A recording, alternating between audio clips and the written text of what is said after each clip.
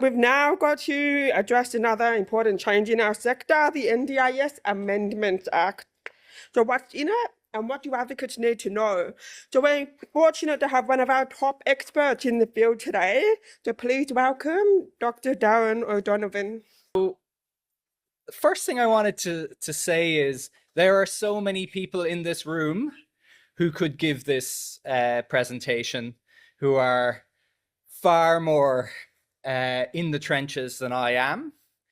And I think one of the things we're going to come across in reform continually is being led by people with disability. So I'm showing up here today looking to be led by your questions, and we are going to have time for questions. If I can shorten my speech, I certainly will. And looking to respond to whatever you want to ask me. So I'm a little bit nervous about the tone set by the podium and the stage.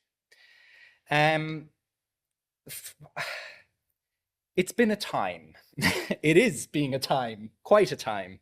And obviously, when we meet and talk about disability, we are talking about something that is so complex in terms of policy and law that the people in this room, all of you, work every day in a sector that is so volatile, so complex, and so meaningful that we should never forget the value of a fight. And in my tone today, I want to make sure that whenever we talk about any negatives in the bill, we're also talking about how we continue to channel it towards the positive. We also talk about the achievements between the drafts of this bill, because people really showed up to do that thing that people with disability and their families have to do too often, which is educate. Show themselves and their lives to government and say, that doesn't work.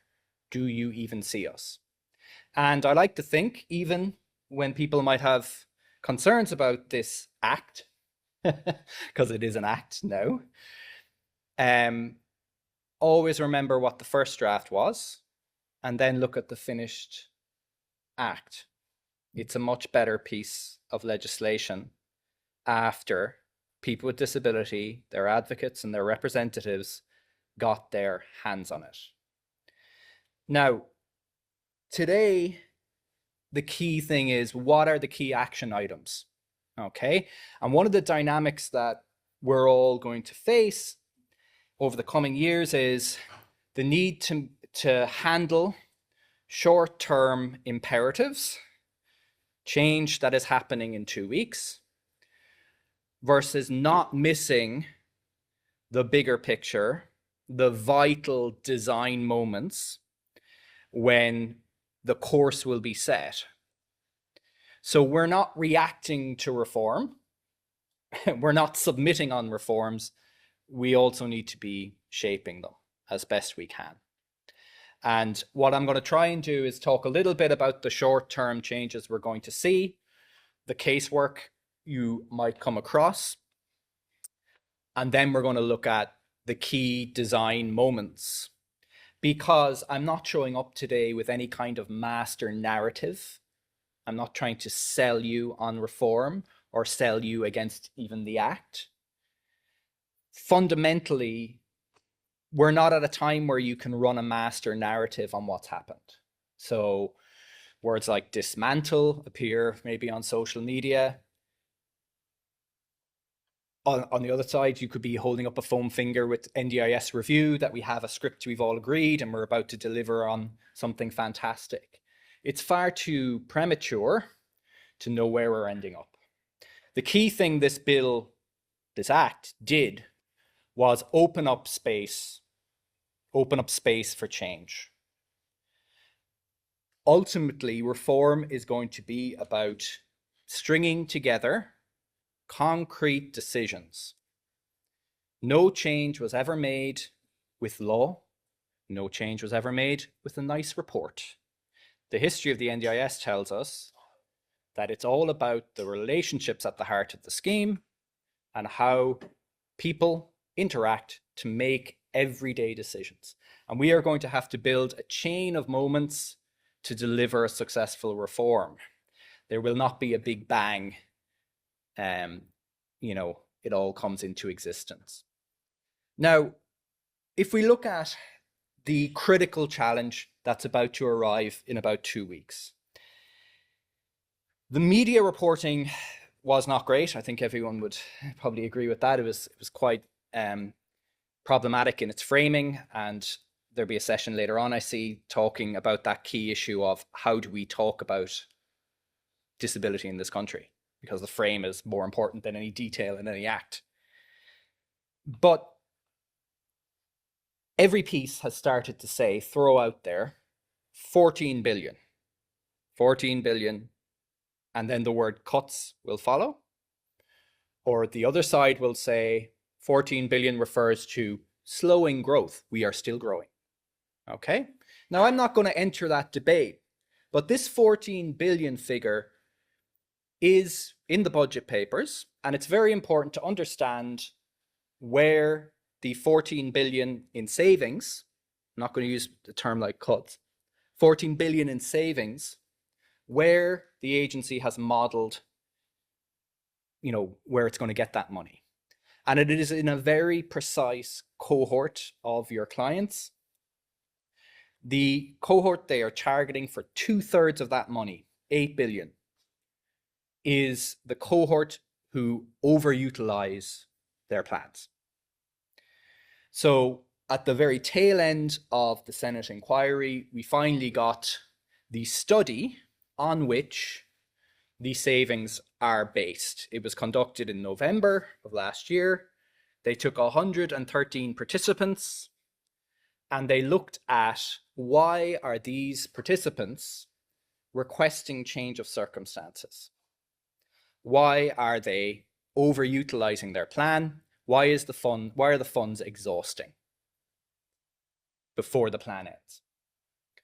And the agency's study is buried, well buried, on the Parliament website. It's a question on notice. I mean, I'm happy to circulate to Melissa or whatever if people want to read it. But the key thing is, out of those cases, 39% were legitimate change of circumstances. People you service and help. People in crisis situations. People whose home and living arrangements change suddenly, whose informal support system collapses, and they need increased support. So those change of circumstances clients, under this Act, there is still a mechanism to help them, but it is tied around risk and threat to health and safety. Okay? So, first things first, always, no matter what the media is saying about cracking down on plan inflation and the plan is the plan, there is absolutely a mechanism to help someone in crisis in this Act. And you may have to use it and know that it's there. 46% of the plans, the agency could see no increased need. And the agency had, and again, I'm just going to look at their data, just to have it in front of me.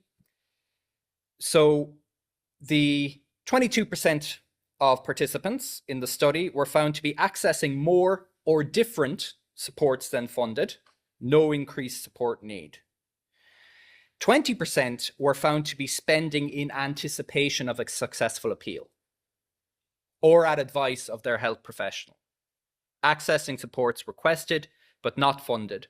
No increased support need was the category. And those were the two largest categories.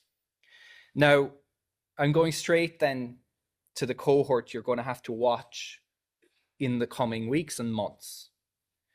If you have clients in those cohorts on either side of the line, they may encounter increased regulation using this Act. And obviously, we're going to get into the list in a second, the list of what is an NDIS support. There are also new powers for the agency where there has been non-compliance suspending in the past to switch someone's plan management, okay, to take them off self-managed. So I think all of us, I think when we throw to questions, I think a lot of you will already be encountering this because I'm already encountering it. A high degree of emphasis on compliance spending to the plan. And I guess I've become, the tone is already down. How do we engage with this? It's 8 billion. There's going to be a lot of work done by the agency to get people to stick to their plan, to claim the right support that's specified in the plan.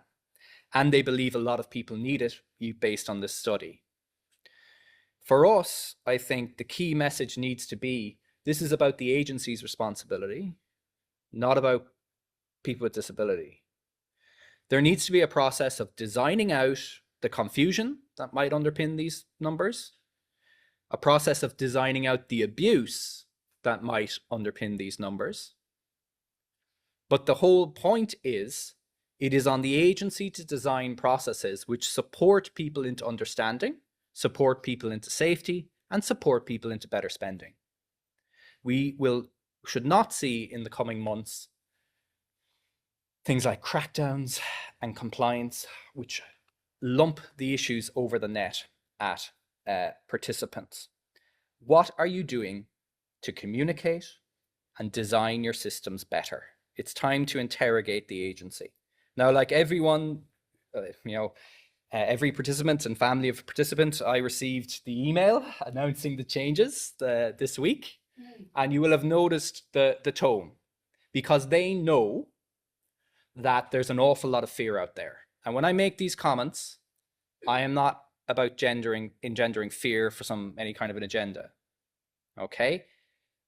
The agency is committing to, as we move to a new definition of NDIS support, as it begins the process of funding periods in plans, checking invoices more closely, it is committed to doing that in a way which is centered on assistance.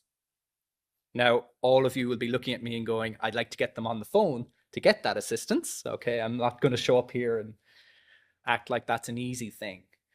But that tone is something we have to lean into. Okay, and the most likely thing that is going to happen is not a debt. There, I said that word, which is becoming very prominent in sort of discussions around the scheme. It's going to be a declined payment. Okay, it's going to be a checked invoice and sorry, you can't claim for that payment. People need a real and practical clearinghouse. I'm standing here. I thought I would have the definition of what an NDIS support is to discuss. I don't have it yet. Okay, we're still waiting.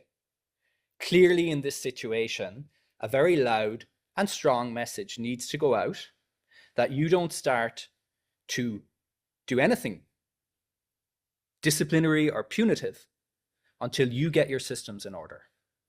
Okay, now the second point I'd make, and the second thing I've already started touching on. So we have to have an eye out for the clients who need the change of circumstance and make sure they find their way to the extra support they need. We need to begin a campaign of talking to people about how to use plans effectively. That key bit of consumer work that advocates need to be at the forefront of. Okay. The second stream is obviously, I've started dipping into it, the list of supports. Okay. Now, two things here. I can't do the entire interface between the NDIS and other support systems. Okay. First of all, the day-to-day living cost debate. That's probably the biggest area that organizations have put submissions in on. More people are going to have to show that things they have bought, whether it be an air conditioner, with so many examples, where they have bought a product that is generally available, the person with disability will have to show that it is solely and directly because of their disability. And they will have to show what a person showed yesterday in the AAT, because irony of ironies, the agency got it wrong in the AAT again yesterday. And a participant was able to show that their increased electricity costs were solely and directly due to their need to thermoregulate and the devices they need to run their household in a safe way, given given that they have disabilities. Now, what did the person with disability have to do? It's up on Ostley, if anyone wants to look at it, a case called Drayton. They did the extraordinary act of itemizing their electricity bill, of getting the average usage by the average usage by Australians, marrying it up, then accounting for the concession schemes that exist at state government level. So you can imagine the complex and extraordinary accountancy a person with disability had to show to meet the solely and directly standard. But the key point here is, what's the call, the practical call? Humility from the agency. Again, we cannot have a ramp up in evidential demands on people with disability, and we definitely don't want a system that varies an outcome depending on whether you can explain why you purchased something using the right magic words. And you can tell by my tone, I'm worried about that happening. That if a person picks up the phone to the agency and describes their purchase in a certain way, it goes fine for them. If they describe it another way, it's non-compliant spending. Okay. Key action item for advocates: the Act has a mechanism to help people. Okay. So there is a whitelisting mechanism which arrived late and hot in the proceedings in Parliament. I very much would have liked to put a submission in on the whitelisting provision, but you can apply to the agency for a discretionary decision that the support you have bought is better than the NDIS support alternative. So it's a process of substituting an NDIS support with something else, and you have to prove that it is cheaper, that it delivers a better outcome. And the agency can look at that situation and say, okay, we'll whitelist this purchase, you can have that item. Okay. So very important to push out knowledge.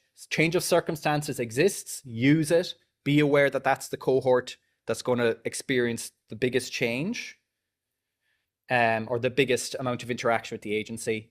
Then in terms of support lists, the whitelisting, get your applications in, get participants making contact with the agency as early as possible before they are spending on anything that's a line ball call. Okay, now I'm going to end then, before we have questions, on the bigger picture. And the biggest thing this bill did is, of course, the budget. Okay, and everyone who got that email this week from the agency will have seen that at the basic level, we are moving from line by line plans to the flexible global budget. Now, for advocates, particularly those of you who grew very accustomed to taking appeals to the tribunal, it's really important to understand and work on the changed model. We can't live in the old world where you could go to the tribunal and argue everything and persuade the tribunal member, and you would get a different form of decision making. Because in 12 to 18 months, every dollar in every plan will be determined according to the same method. Every person will undergo an assessment. We have to pick the tool. Once that assessment result is in, that will be used as input in a method, not yet written, that will produce the total budget.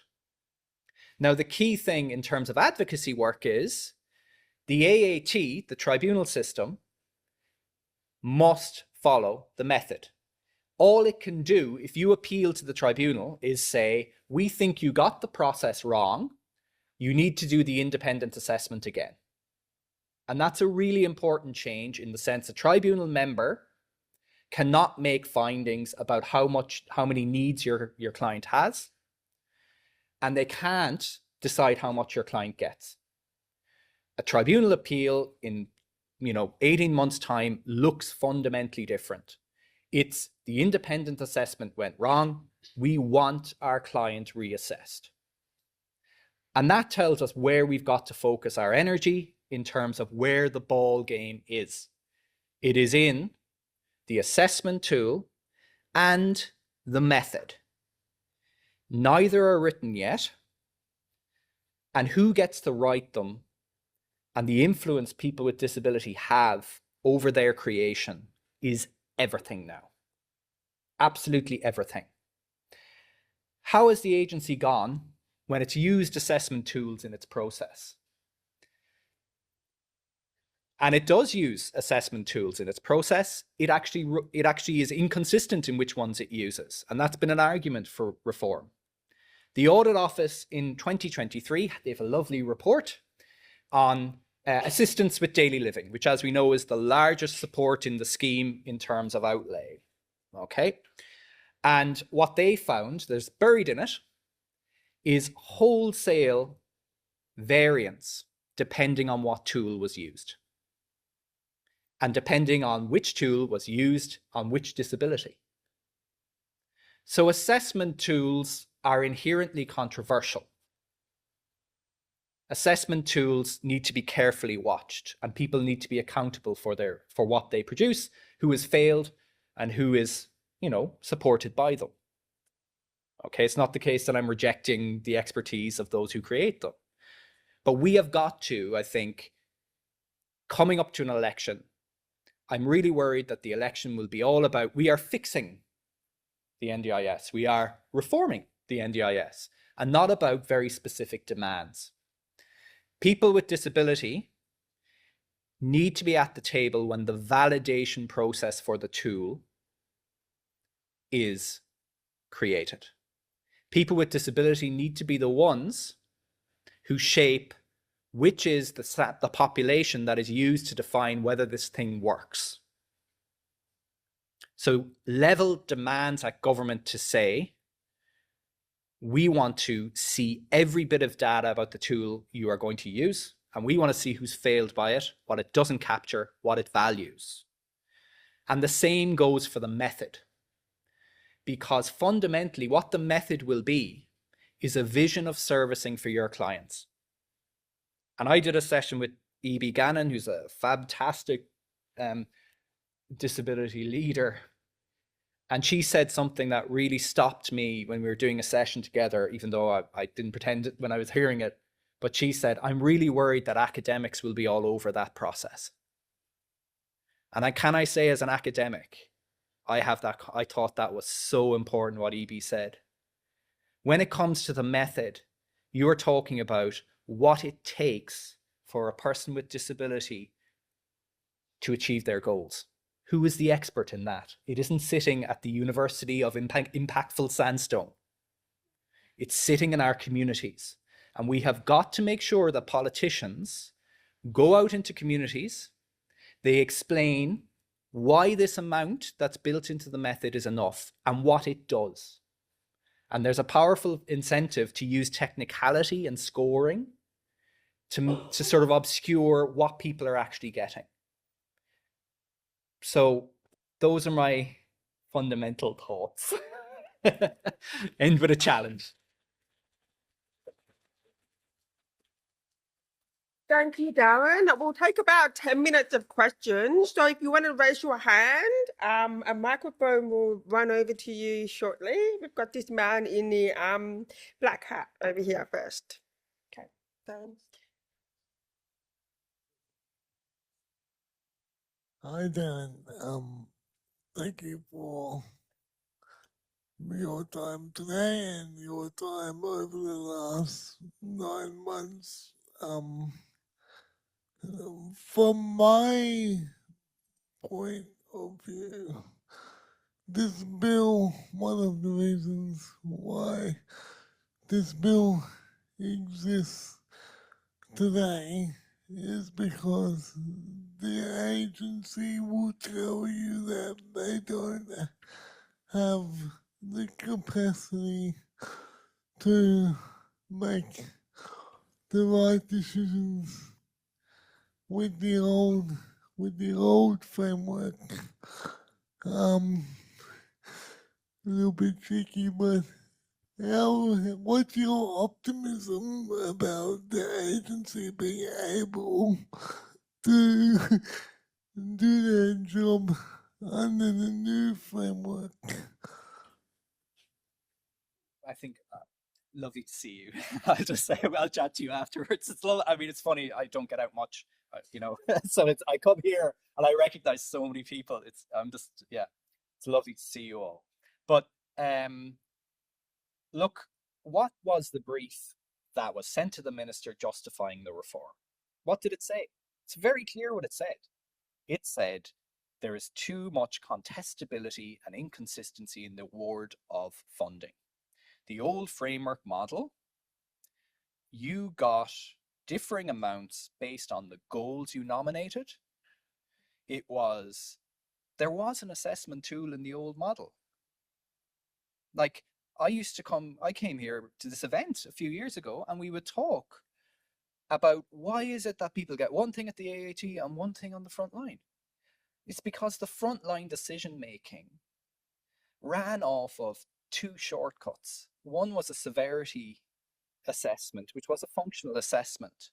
If you could pay for a functional assessment, you would get a high rating and you get a higher funding. So there was that inequity. The second thing was the guided planning process, which was a system of scoring.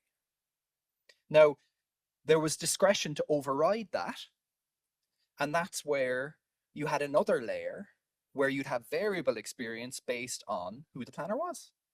And the Taylor-Fry report, page 128, they showed that what people were getting back was actually the planner's KPI. There's a little line in there that says, we observed reversion effects in the creation of plans. Now, what's a reversion effect? Basically, if the planner had discretion to award 6,000, they would give 5,999. And then all the plans would be at 5,900 and they'd cluster.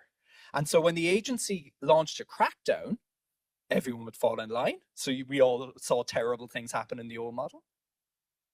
You know, and then so fundamentally, if you are advocating for the new framework, what do we want to see? Because people are always positioning advocates as naysaying nabobs of negativism. What do I want to see? I want to see a publicly stated, defined definition of needs that we're trying to meet, and a servicing vision for people. So we think we can get you a great outcome in this space with this figure, and here are our workings. And then you're getting the vision that's been designed by all of us in a co-designed world. Everyone is getting a servicing vision that is centralized and worked on by all of us as a community. We're not getting volatility and whatever evidence people had to hand in the room on the day. So I am capable of positivity, you know?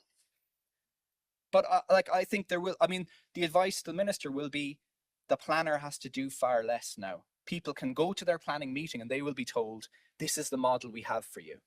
Now, let's hope the model is a good one. But people won't be going to the meeting saying, the sword of Damocles is over me. I don't know who this person is and they're going to shape my life.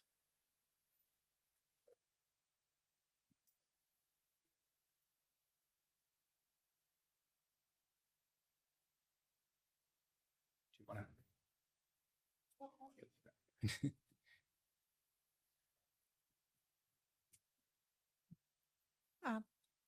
Hi, Darren. Christina Ryan. Yeah, we're in the same room. It's so exciting, isn't it? Yeah. I'm really interested in understanding how much they think this is implementing the CRPD, what the human rights alignment part is. and how they are expressing that through the legislation. I'm a bit out of the loop now with these sorts of things, so I'm relying on you to know that nexus. How are they going to turn up next time at their CRPD reporting and saying, yeah, we got the NDIS, so that's one of our answers to implementing the CRPD. Yeah, but what does it look like? How does that actually do the job? So there was a big CRPD moment when the first draft came out.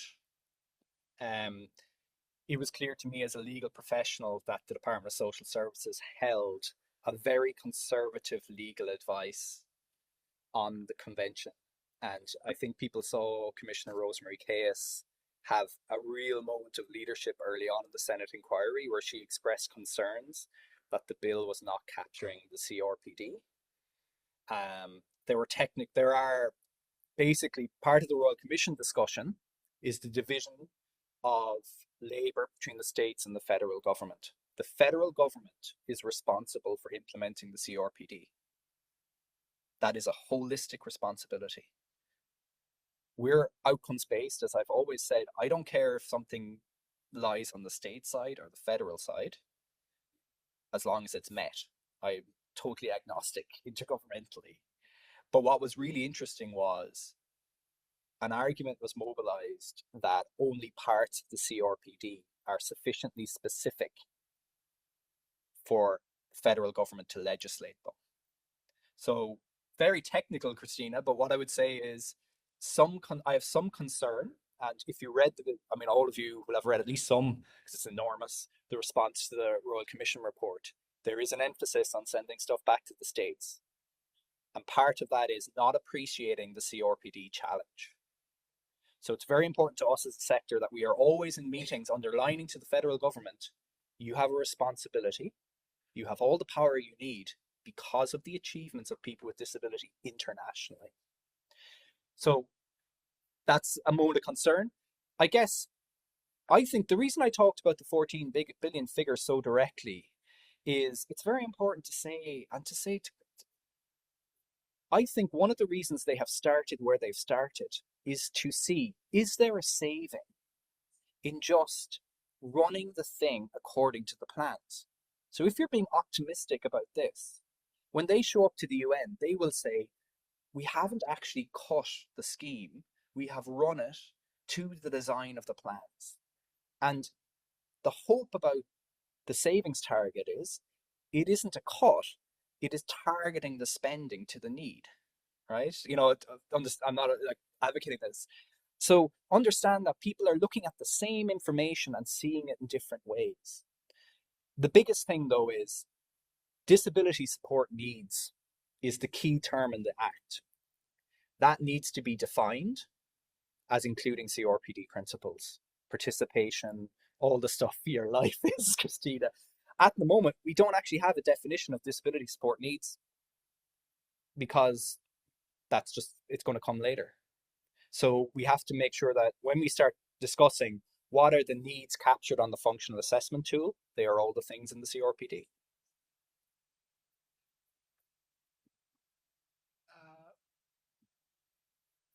Hi, Darren. Patrick McGee from Disability Advocacy Victoria. Why do you think that independent assessments were fought so hard by the advocacy sector and won when a coalition government was in, whereas we have let them go through under a Labor government?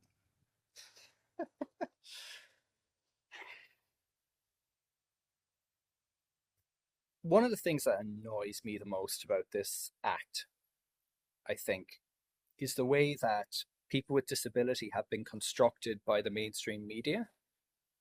So I made that point about naysaying nabobs of negativism, right, which is a quote from an American politician. I think sometimes it suits politicians' interests to say that people with disability have one tone, which is their stakeholder. And they will always ask for more, and that's just the way it's going to be.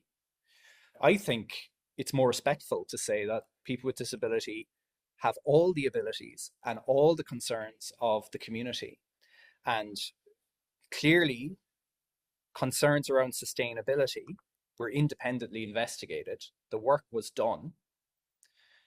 We couldn't even get a financial sustainability report back at the time of the first proposal. You couldn't even, like, imagine that. We're talking about co-design now, but there was a time in this scheme when you couldn't get any kind of financial analysis of what's going on.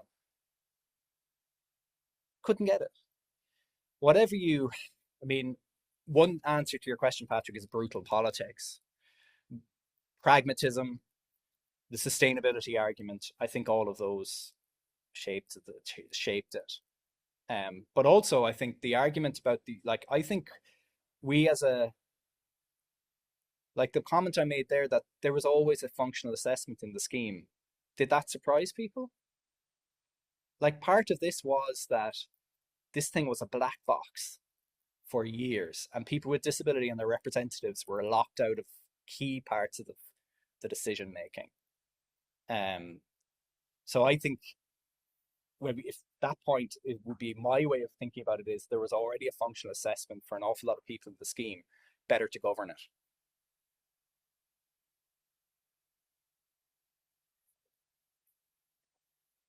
Thank you. Hello, Sarah Darren, would you- Franzoni from Women with Disabilities Victoria. I was just thinking about what you mentioned about the data that you saw and how the inquiry was made as to the spending of people's plans. Like, did they take into consideration the cost of providers and the price guide? You know, like... Sorry, this will be the last question, but it's a very good one. That is an example of where people with disability have to have power. Think of the power of being able to pick 113 participants, put it into a slide deck, send it to the minister, and have that translated into legislation. That was a very complex review to carry out.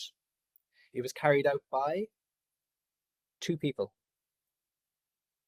We can't have that policy process. When I shared it, I wasn't endorsing it. 113 participants looked at. We needed to be in the room when that study was conducted. We needed to be driving that, and we needed it a lot earlier in the process.